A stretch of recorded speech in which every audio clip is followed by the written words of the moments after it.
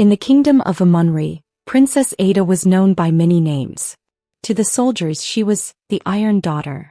To the palace servants she was the Storm in Silk. To the people she was simply the Strong Princess. But behind the praise and whispers, behind the songs and rumors, there was one truth that followed her everywhere like a shadow she could not outrun. No man wanted to marry her. From the day she could walk, Ada had never been like other royal daughters. While noble girls learned embroidery beneath shaded verandas, Ada learned balance on the backs of restless horses.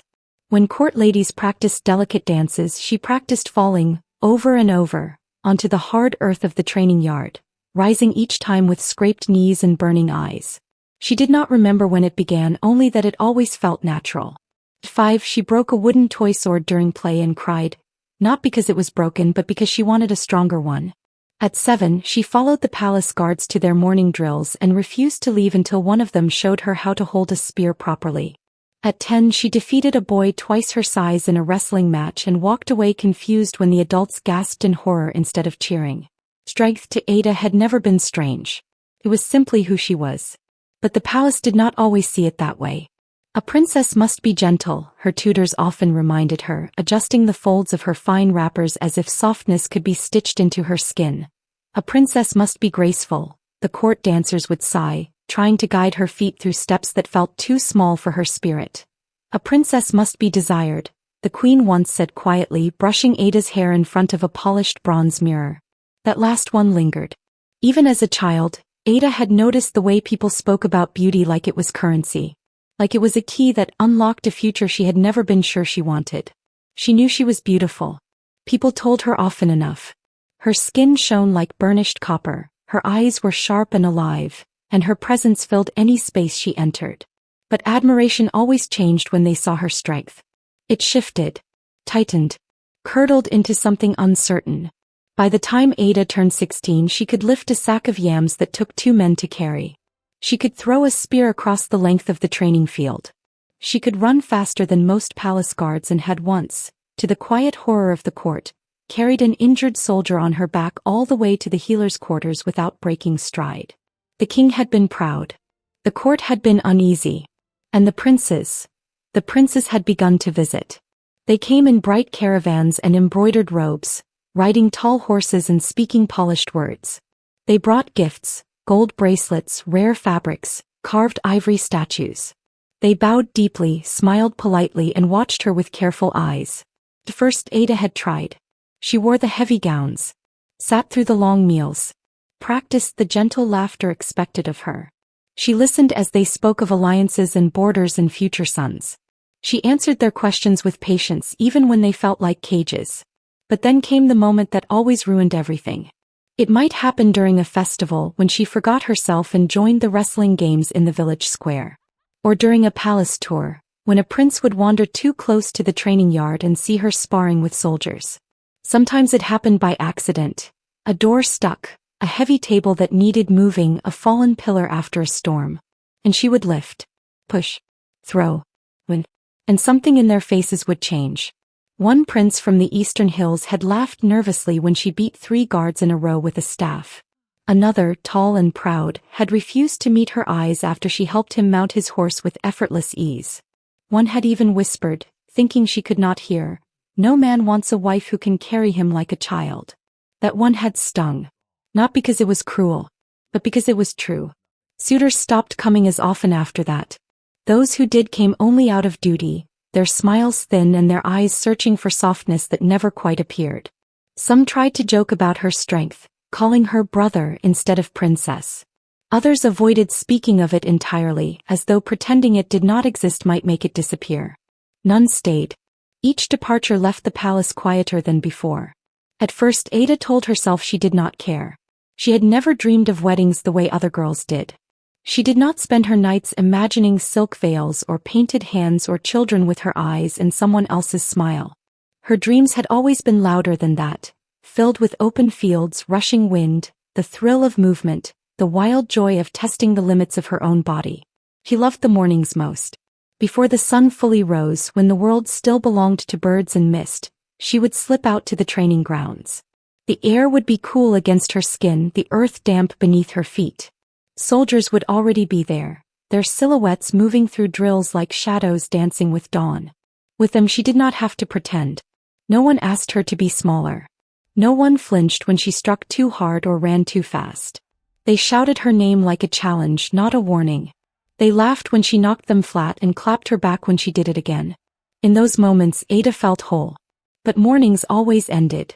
And with daylight came the palace. The long corridors polished to mirror shine. The heavy curtains that swallowed sunlight. The endless procession of bowed heads and careful smiles. Servants who loved her but did not understand her. Courtiers who respected her but feared what she represented. And the silence that followed her like a ghost. It crept in during banquets, when laughter rose around her but never quite reached her seat. It lingered in council halls, where men spoke of war and strategy and then fell awkwardly quiet when she offered sharper insights than they expected. It grew loudest at night when the torches dimmed and the palace exhaled into stillness. That was when doubt came. Not loud. Not dramatic. Just soft questions that slipped into her thoughts like smoke. What if they're right? What if strength is not something a woman is meant to carry? What if you are too much? He hated those thoughts. So she buried them. She trained harder. If whispers called her unfeminine, she would become undeniable. If suitors feared her, she would make fear irrelevant. If love was not meant for her, then she would carve her name into something stronger than love. Legend. The idea began as a shield and slowly became a promise. Ada threw herself into mastery with a hunger that surprised even her. She studied the way warriors moved, the angle of shoulders, the rhythm of breath, the silent language of balance. She practiced until her muscles burned and her palms split. She learned to fight with spear, staff, and blade, her movements growing sharper, cleaner, unstoppable. She ran through forests until she could navigate by scent and sound alone. She climbed cliffs just to prove she could. She wrestled giants of men and learned how leverage could topple mountains. And with each victory the whispers changed. No longer pity. Now awe.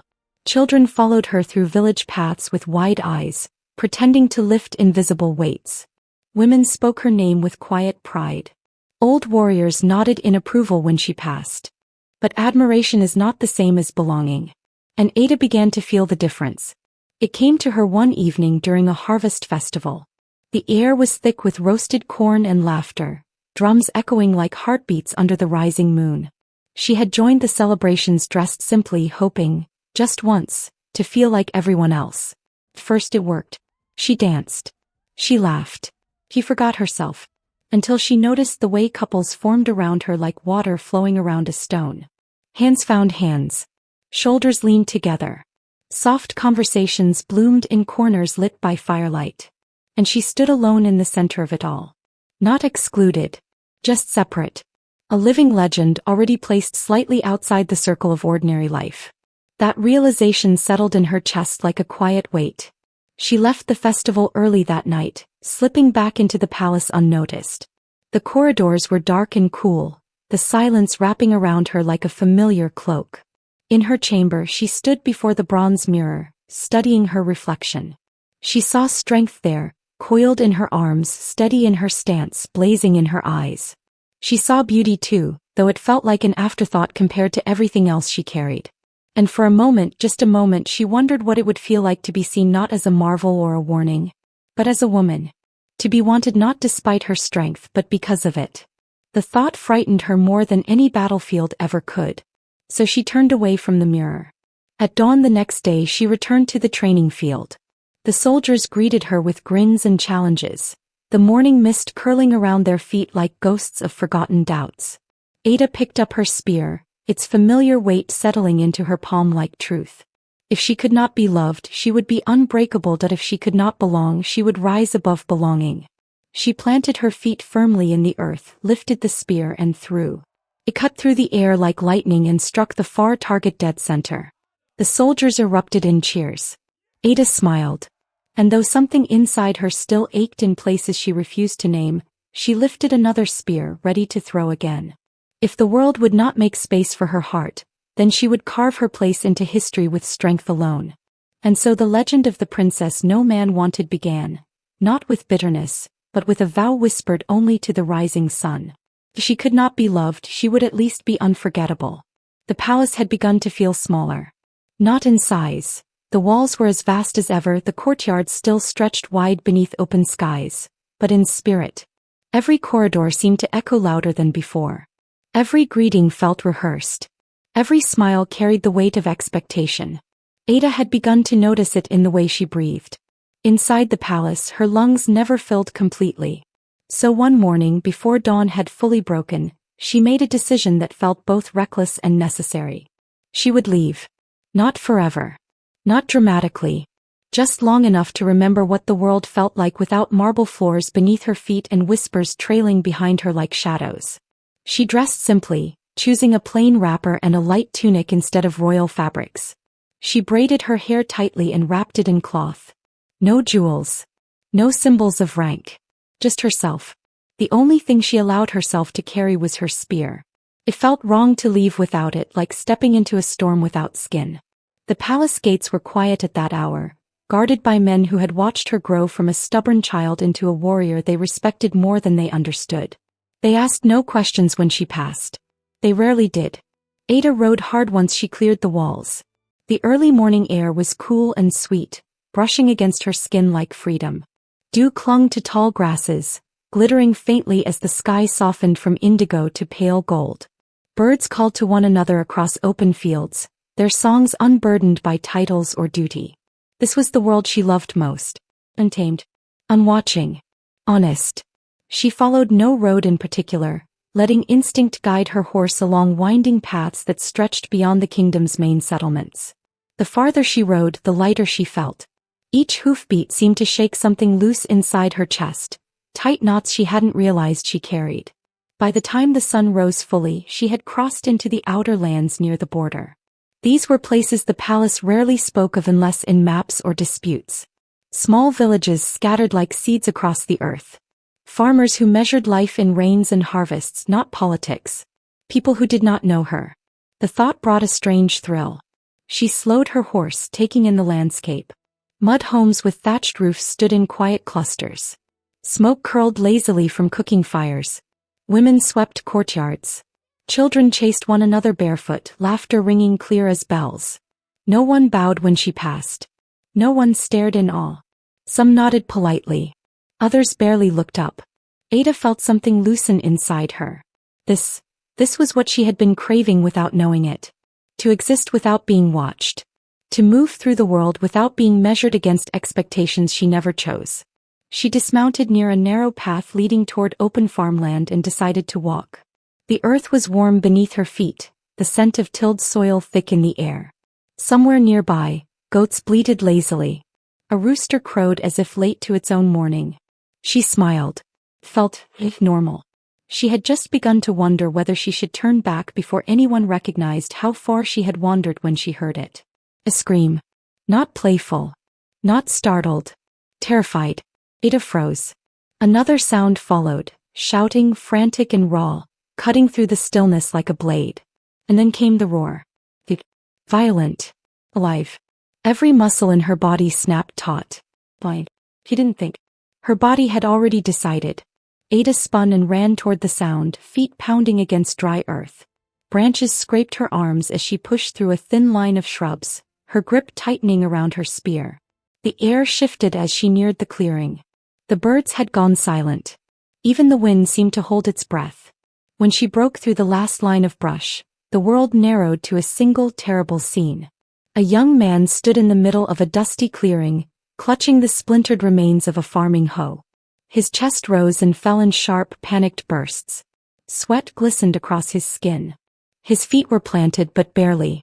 And circling him slowly, like death deciding how best to arrive, was a lion. It was enormous. Larger than any Ada had seen during royal hunts. Its golden fur shimmered in the sunlight, muscles rippling beneath its skin with terrifying grace. Each step it took was silent, deliberate, patient.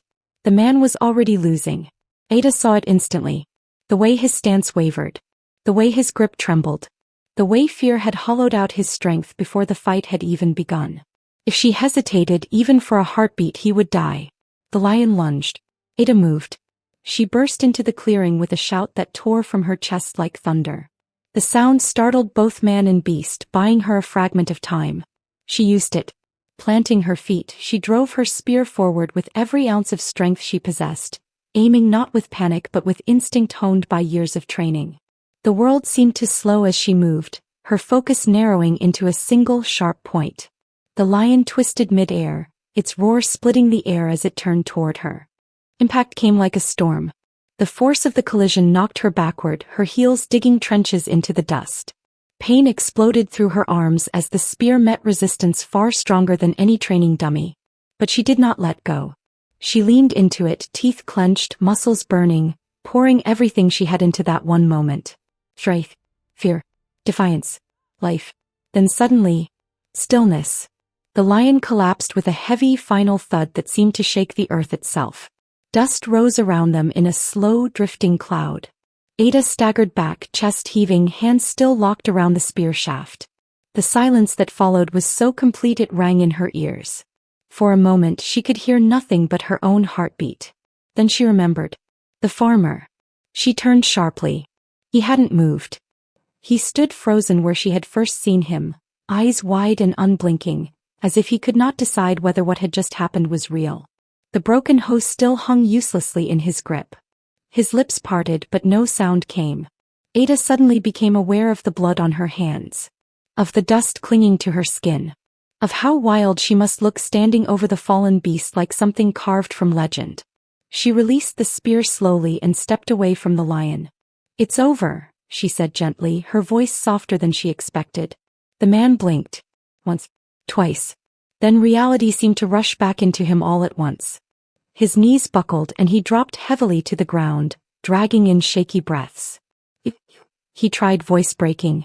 Ada knelt beside him, careful to keep her movements calm. Up close, she saw details she had missed before. The sun-darkened skin, the calloused hands, the small scars scattered across his arms like quiet stories. He smelled faintly of soil and sweat and smoke. A man of the earth. "You're safe," she said quietly. He looked at her then. Really looked. And something in his expression shifted. Not fear. Not suspicion. Wonder. "You saved me," he whispered, the words fragile as newly formed glass. Ada shrugged lightly, wiping a smear of blood from her cheek with the back of her hand. Anyone would have done the same. He shook his head immediately, eyes still locked on hers. "No," he said more firmly this time. "Not anyone." The way he said it made something inside her chest tighten unexpectedly. Not anyone. She wasn't used to being seen that way. Not as a spectacle. Not as something strange. Just singular. "What's your name?" he asked after a moment, his voice steadier now. She hesitated. For the first time since leaving the palace, she remembered who she was supposed to be. Princess. Symbol. But standing there in the dust, sweat cooling on her skin, the palace felt impossibly far away. Like a story someone else had told her once. "Ada," she said simply. No titles. No crowns. Just the name that had belonged to her before the world decided what it meant. A slow smile spread across his face, tired but warm. "I'm Obina." The name settled between them like something important, though neither of them knew why yet. Ada stood and offered him her hand. After a brief hesitation he took it. His grip was rough and strong despite the tremor still lingering in his fingers. When he rose he didn't let go immediately. Instead he looked at her again as if trying to understand how someone like her could exist. Ada felt heat rise unexpectedly to her face and pulled her hand back, suddenly aware of the strangeness of the moment. She cleared her throat and glanced toward the fallen lion. "You should get back to your village," she said. "They'll be worried." He nodded slowly but didn't move right away. His gaze lingered on her, thoughtful and searching, as if he had just stumbled upon something rare and didn't want to look away too quickly. "Will I see you again?" he asked quietly. The question caught her off guard. No one had ever asked her that without calculation behind it. No alliances. No expectations. No politics. Just a simple question shaped by curiosity and something softer she didn't yet dare to name. Ada should have said no. She should have returned to the palace, closed the gates behind her, and let this moment dissolve into memory. Instead she heard herself say, maybe. And for the first time in years, the future didn't feel like something already decided. As she turned to leave, she felt his gaze follow her, warm and steady against her back. It wasn't heavy like the stairs she was used to. It didn't weigh her down or push her into a role. Simply stayed. Ada walked back toward her horse with the strange, unsettling awareness that something had shifted inside her. She had left the palace searching for air. Instead, she had found a moment that felt like the first true breath she had taken in years. And as she rode away, the image of a sunlit clearing, a fallen lion, and a farmer with wonder in his eyes stayed with her long after the dust had settled behind her. Ada told herself she would not go back. It had been a moment, nothing more. A strange, wild interruption in an ordinary morning.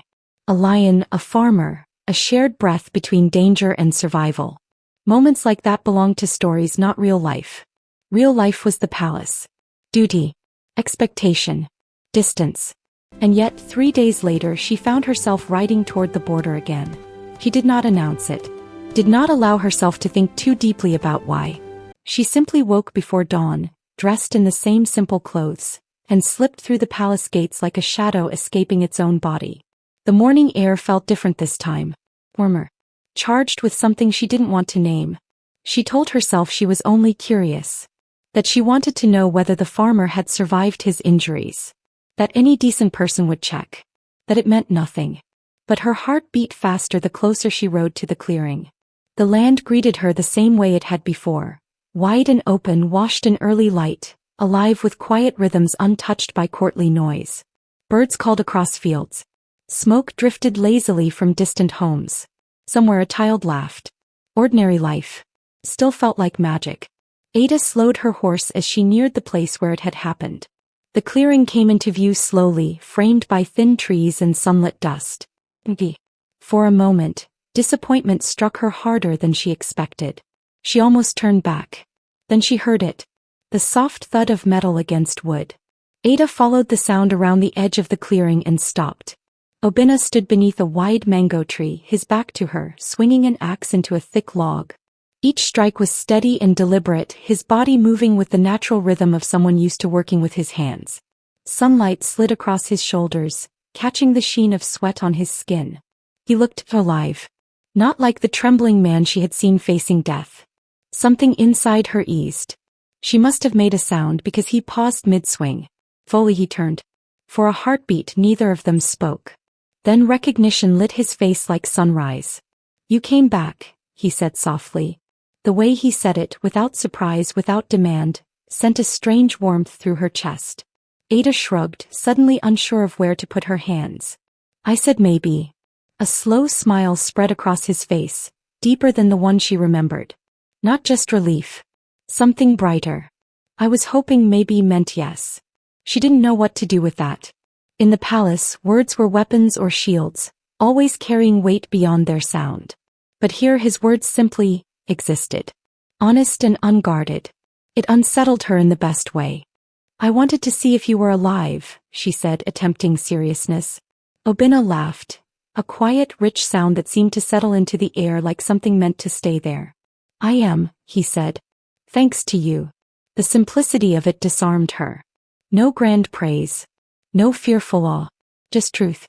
They stood there awkwardly for a moment, two people caught between strangers and something else neither could define.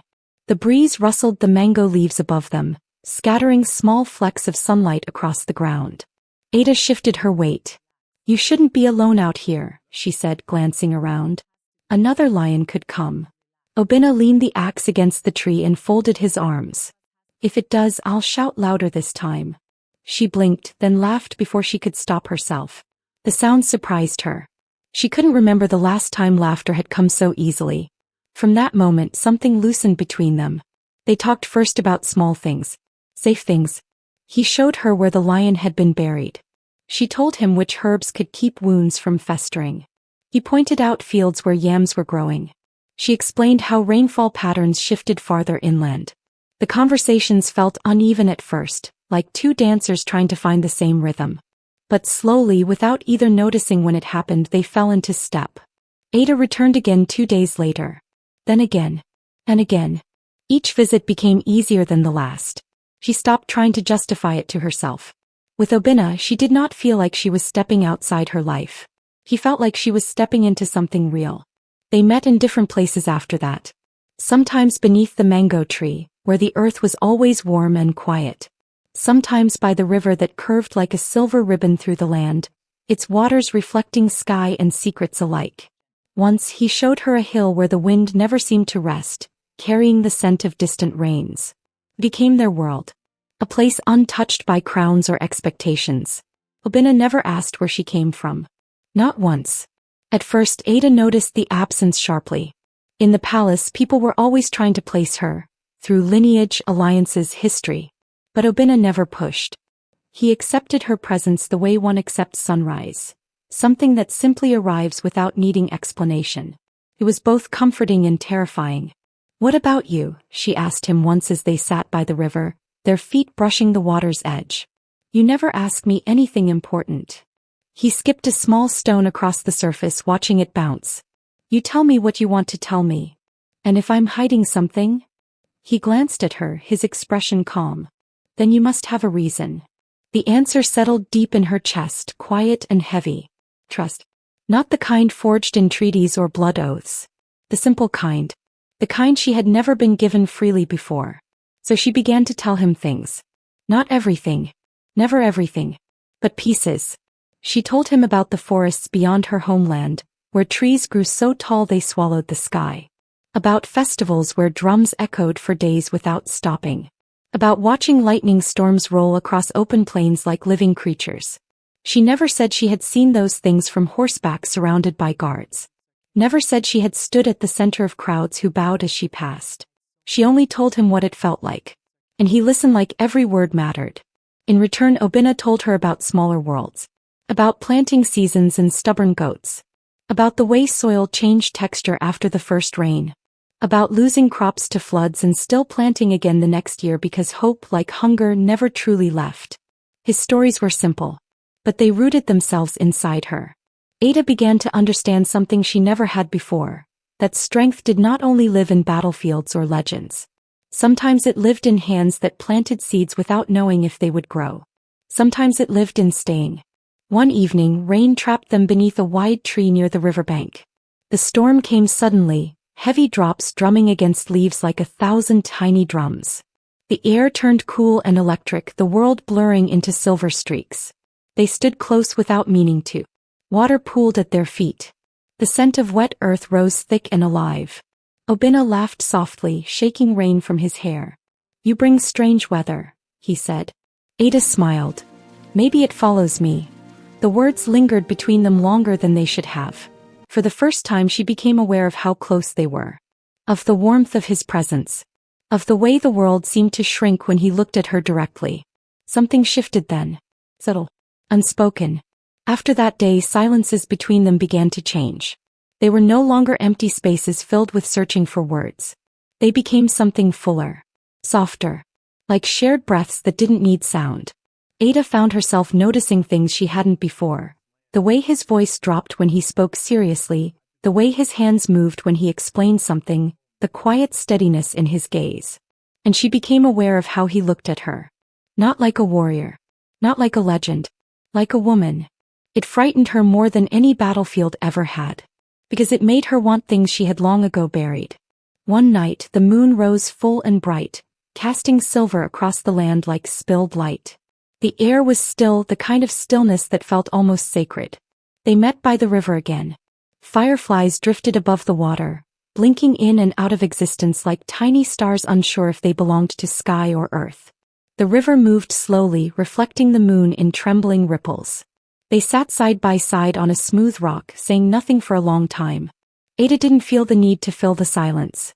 For once in her life, she felt peaceful. "You're different," Obina said quietly. She turned slightly. "Different how?" He didn't answer immediately. His gaze stayed on the river, thoughtful. "Strong," he said finally. Then he shook his head as if correcting himself. "Not just strong. There's something else." Ada waited. He glanced at her then, and the softness in his eyes made her breath catch. "It's like you're carrying something heavy," he said, voice low. "But you still choose to smile." The words hit her harder than any blow ever had. No one had ever seen her like that. Not the soldiers who admired her strength. Not the courtiers who feared it. Not the suitors who rejected it. He saw the weight. and didn't turn away. Something inside her cracked open quietly.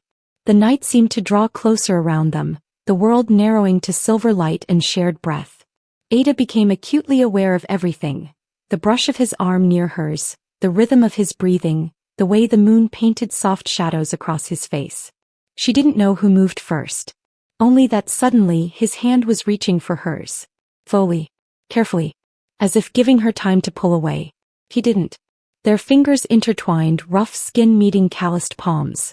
The contact sent a quiet warmth spreading through her, unfamiliar and overwhelming all at once. Ada had faced charging beasts and clashing steel without fear. But this small, fragile closeness terrified her. Because it mattered. She looked at him, then really looked. The moonlight softened everything, turning the world into something almost unreal. His eyes searched hers, not demanding, not pleading. Just there. Waiting. In that moment, Ada felt the walls she had built over years begin to tremble. All the armor she had wrapped around her heart suddenly felt heavy. Unnecessary. She realized with a clarity that stole her breath that she didn't want to be unbreakable here. She wanted to be real.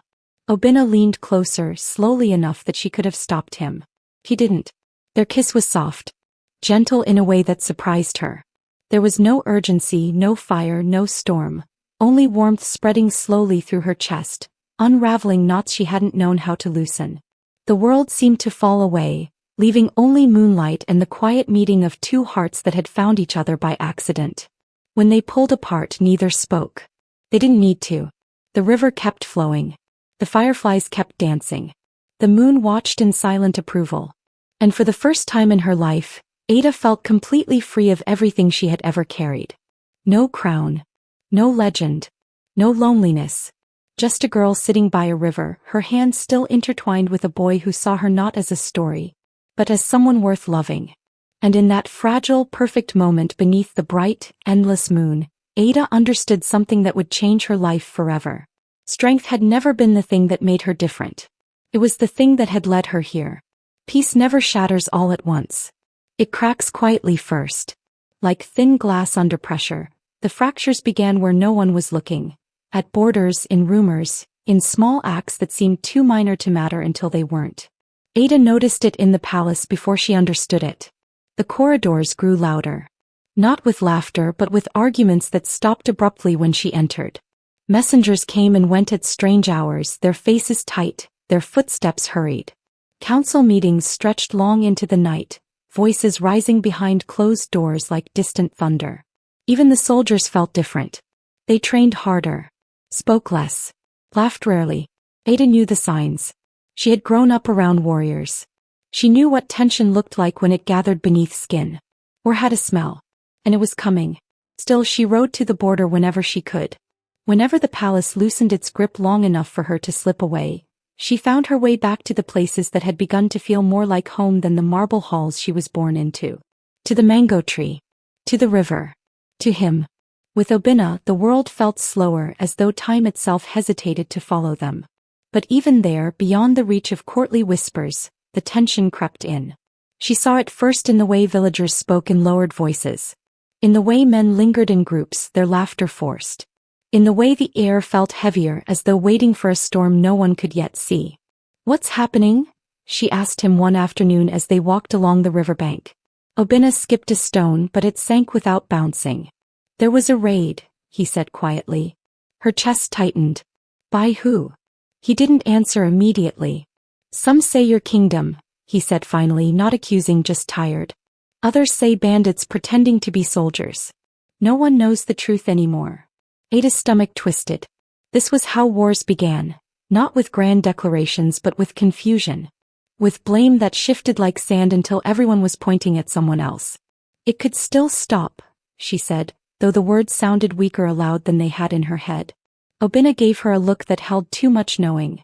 "Maybe," he said gently. But hope had already begun to thin. In the weeks that followed, the cracks widened. Borders tightened. Patrols increased. Traders stopped crossing as often. Songs grew quieter in village squares. Even the sky seemed different, gray more often than blue.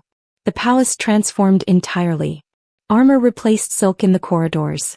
Maps replaced music in the halls. The king's face grew sharper, carved by decisions that left no room for softness. Ada was summoned to council more often now. At first she stayed silent, listening as generals spoke of strategies and supply routes. But silence had never been her nature. When they underestimated the terrain near the riverlands, she corrected them. When they ignored the resilience of farming communities, she spoke up. Some respected her more for it. Others resented her openly. "She is a princess, not a general," one elder snapped once, not bothering to lower his voice. "And yet she speaks like one," another muttered. Ada didn't care. Not about them. But every meeting carved something deeper into her chest. Because she knew what they didn't. She knew the other side had faces. Names. A boy who laughed easily and watched fireflies like they were miracles. And she was standing in rooms where those faces were reduced to numbers. Enemies. Targets. Casualties. The word made her feel sick. Still she kept going to him. Even when it became dangerous. Even when leaving the palace meant slipping past watchful guards and inventing excuses she hated making. Each meeting felt more fragile than the last, like holding water in open hands. One evening they met beneath the mango tree as the sky burned orange with sunset. Neither spoke right away. The silence between them had changed again. Not empty, not peaceful. Heavy. "Things are getting worse," Obina said finally. Ada nodded. "I know. They're saying soldiers will come soon." The words landed like stones. She had known it was coming. Had heard it whispered in council halls, drawn in ink across maps. But hearing it here in the open air where birds still sang and leaves still rustled, made it feel unbearably real.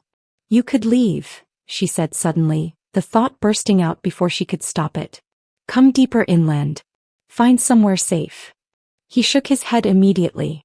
"This is my home." The certainty in his voice cut through her. "My mother is buried here," he added softly. "My father too. Everything I know is here." Ada looked away, blinking against a sudden sting in her eyes. She understood that kind of loyalty. He had it too. It was just pointed in a different direction. After that, their meetings changed. They spoke less about dreams and more about time. About uncertainty. About the strange, cruel way the world could shift without asking permission. But they still came. Still found each other in stolen hours. Still held on. Because love, they discovered, does not disappear when fear arrives. It simply learns how to survive beside it. Then one day everything broke. Ada was waiting by the mango tree when she felt it first. A wrongness in the air. The stillness felt unnatural, like the pause before something terrible happens. She waited longer than usual. The sun dipped lower. The shadows stretched thin and long across the earth. He didn't come. A tight knot formed in her chest. Maybe he was late. Maybe soldiers were nearby. Maybe. He heard footsteps. Not his. A boy from the village stumbled into the clearing, breathless, his eyes wide with panic. "Ada," he gasped, not questioning how he knew her name. Fear erased formalities. "They took him." The world tilted. "Took who?" she asked, though she already knew. "Obina," he said, voice breaking. "They caught him near the border. Said he was spying." The word slammed into her like a blow. Spy. A lie so easy it made her want to scream. "Where?" she demanded. "They're bringing him to the square at dawn," the boy said, shaking. "They're going to make an example." The air left her lungs. For a moment she couldn't move. Couldn't think. Everything inside her, training, discipline, years of control, collapsed into a single roaring instinct. Well, she turned and ran. Back to her horse. Back toward the palace. Back into a night that seemed suddenly too small to contain her fear. She didn't remember the ride. Only fragments remained later. The blur of trees, the sting of wind against her face, the sound of her own heartbeat drowning everything else. By the time the palace gates came into view, the sky had turned black. Torches flickered along the walls, casting shadows that writhed like living things. Guards shouted as she approached, startled by the wildness in her expression. She didn't stop to explain. Didn't stop for anything. Inside, the palace was alive with war. Messengers ran through corridors. Armor clanged. Voices rose and fell like crashing waves. But Ada heard none of it clearly. All she could see was Obina bound in chains. All she could hear was the word execution echoing like a drum in her skull. She pushed through the chaos, her steps unsteady for the first time in years. Her strength, the thing that had always anchored her, suddenly felt useless against something as fragile and unstoppable as time. In her chamber she collapsed onto her knees. The silence there was suffocating.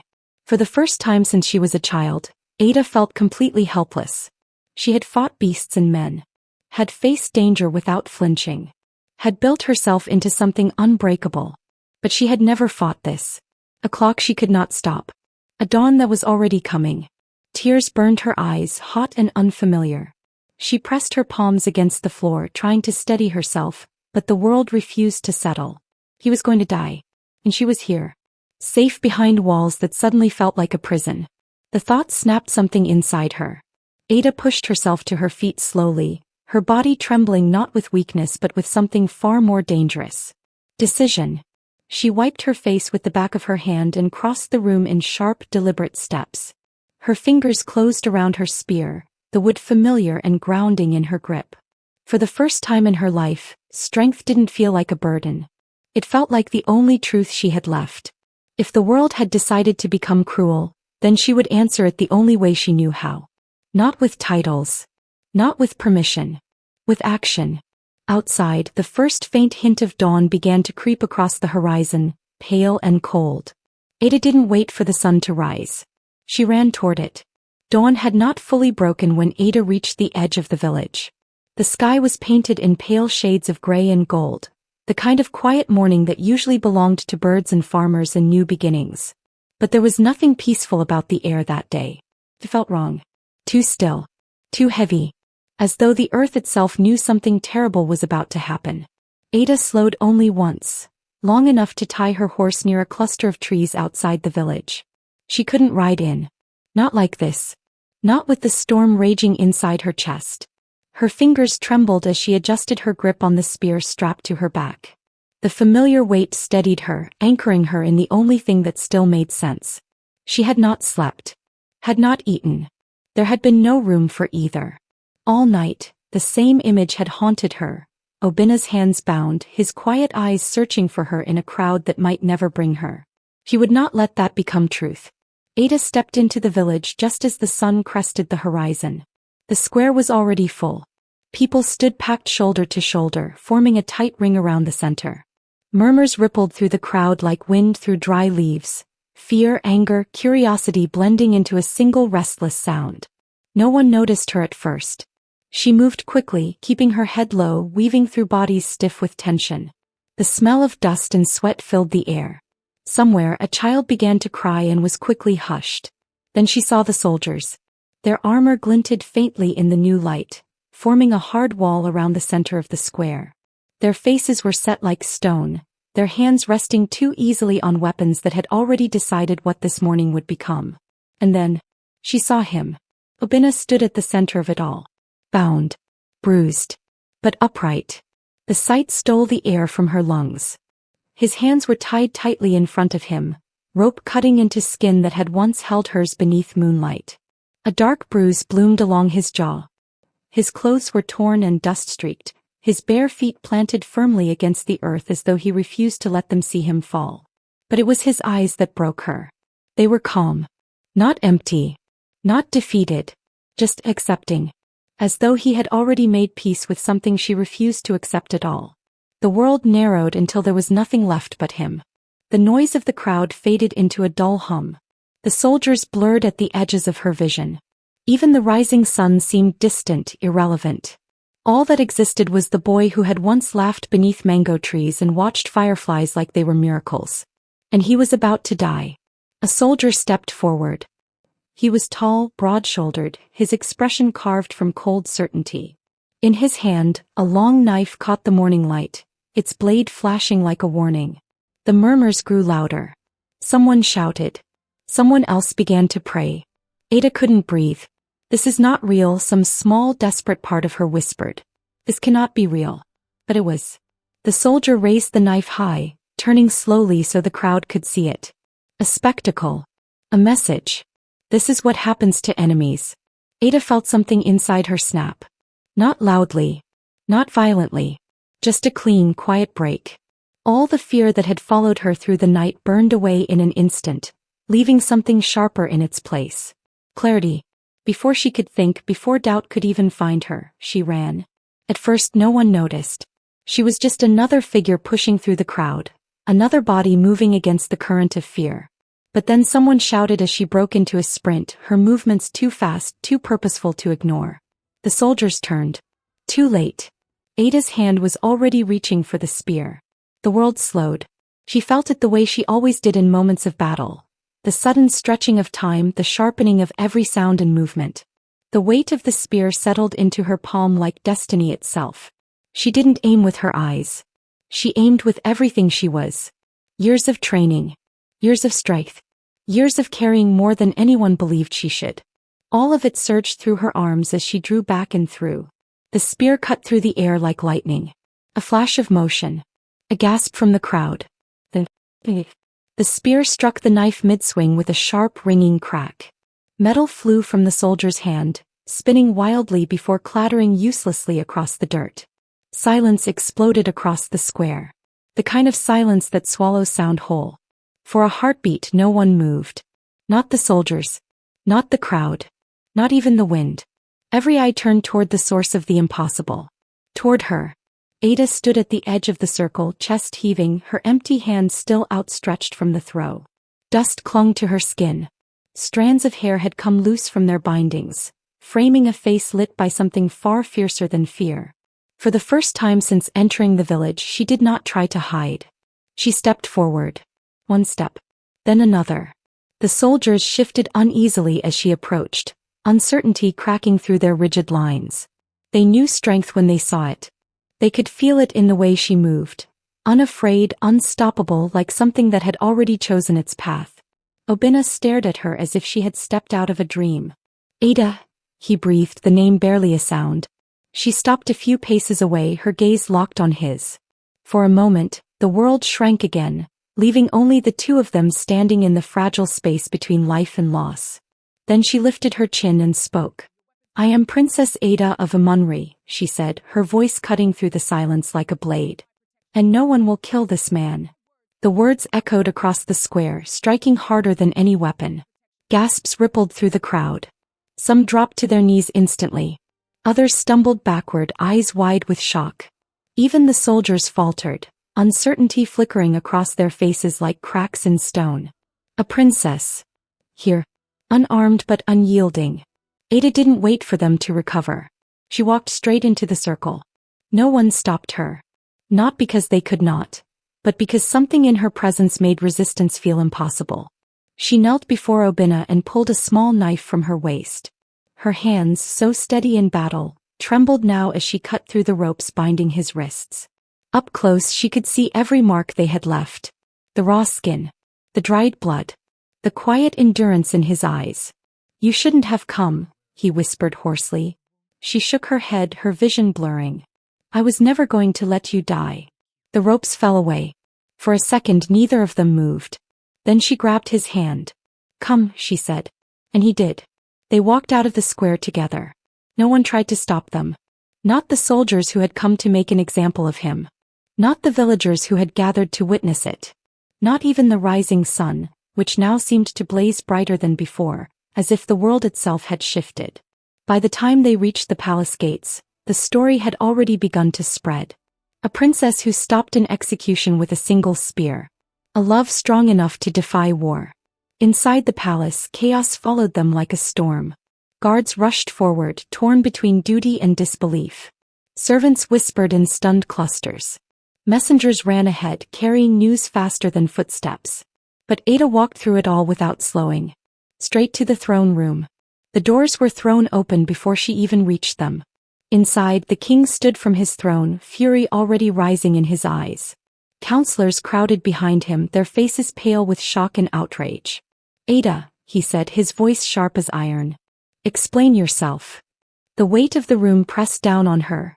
Expectation, judgment, history itself watching from the shadows. For the first time in her life, Ada did not feel it as a burden. He felt it as a choice. She stepped forward, still holding Obina's hand. I love him, she said. No speeches. No defenses. Just truth. The words struck the hall like thunder. Silence followed, deep and absolute. The king's gaze shifted to Obina then, really seeing him for the first time. Not as a prisoner. Not as an enemy. But as a man standing in the heart of a palace that had never been meant for him. Mud-stained, bruised, and bowed. And holding the hand of a princess who had never looked more certain of anything in her life. Days passed in tension thick enough to choke. Arguments erupted in council halls. Generals spoke of weakness. Elders warned of consequences. Messengers carried whispers beyond palace walls until the story spread like wildfire through both kingdoms. A princess who chose love over pride. A warrior who threw down a spear to save a farmer. And slowly something unexpected began to happen. The anger began to crack. Not because of politics, but because people were tired. Tired of burying sons. Tired of burning fields. Tired of watching hatred grow where life should have. If a princess could risk everything for love, then perhaps kings could risk pride for peace. Talks began quietly, then openly, then urgently. Not for alliances. Not for power. For an ending. The day peace was declared, the sky was wide and blue, as though the world itself had exhaled after holding its breath too long. The two kingdoms gathered on open ground between their borders. No armor. No drawn blades. Only people, farmers, soldiers, children, rulers, standing together beneath the same sun. At the center stood Ada and Obina. No disguises. No secrets. Just two lives that had refused to bend. When they married, the drums did not sound like war. They sounded like rain after drought. Rich. Alive with promise. Ada stood beside him not as a legend or a warning but as herself. Strong, yes. Unbreakable perhaps. But no longer alone. And as the celebrations rose around them, she understood something she had spent her whole life searching for. Strength had never been the thing that made her unlovable. It had been the thing that led her here. To a love that did not fear her power. To a world that finally saw her whole. And long after the war had faded into memory, people would still tell the story. Not of the battles that nearly destroyed two kingdoms, but of the moment everything changed. The moment a princess threw a spear and chose love over fear. Because in the end that was the strength that saved them all.